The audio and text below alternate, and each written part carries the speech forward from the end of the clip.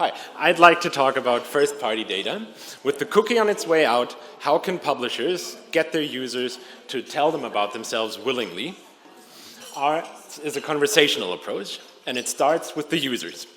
Users are everywhere, millions, billions probably. In fact, the person sitting next to you right now might be one of them. In our industry, they're also called the reader. But who are the users? I mean, who are they really?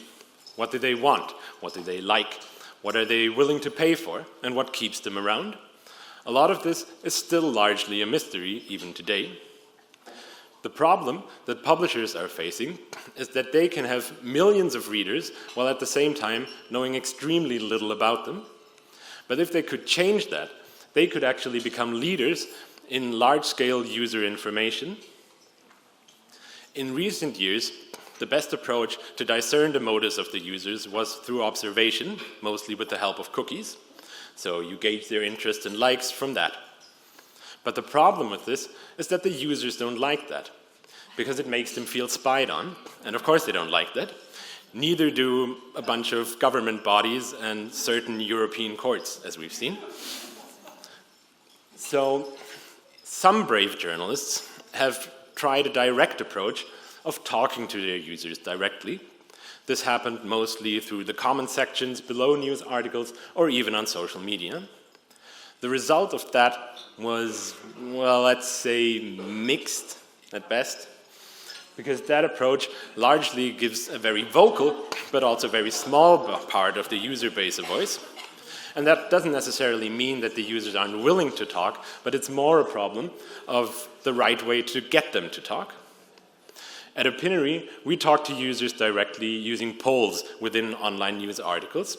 And our experience is that the users are generally willing to talk, but you have to start the conversation by talking about something that they actually want to talk about. After they have engaged about a topic that they actually care about, they're much more willing to talk about other things,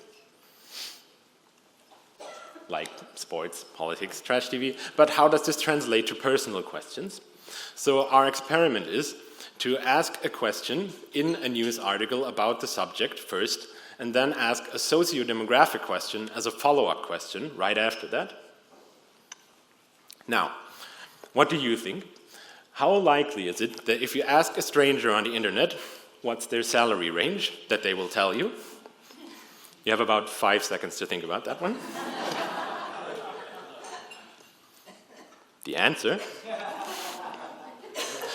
When you ask them a news question first, about every 5th to 4th user was actually willing to answer the question about their salary.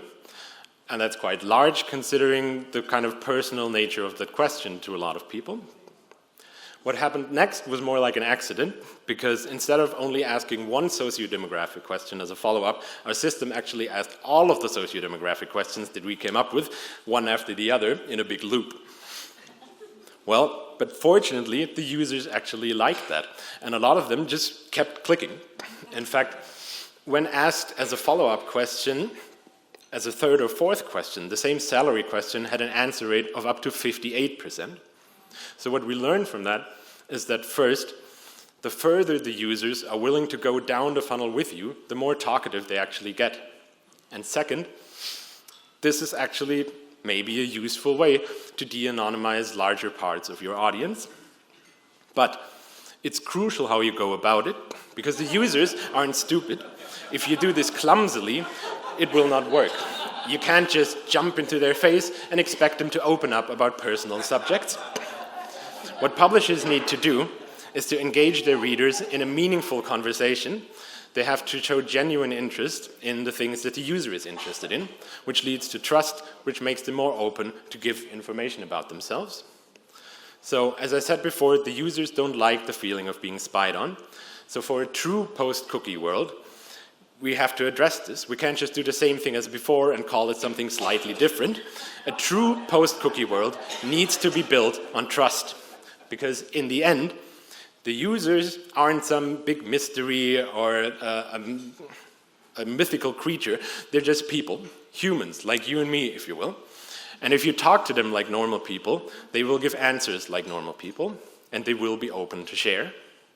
Thank you.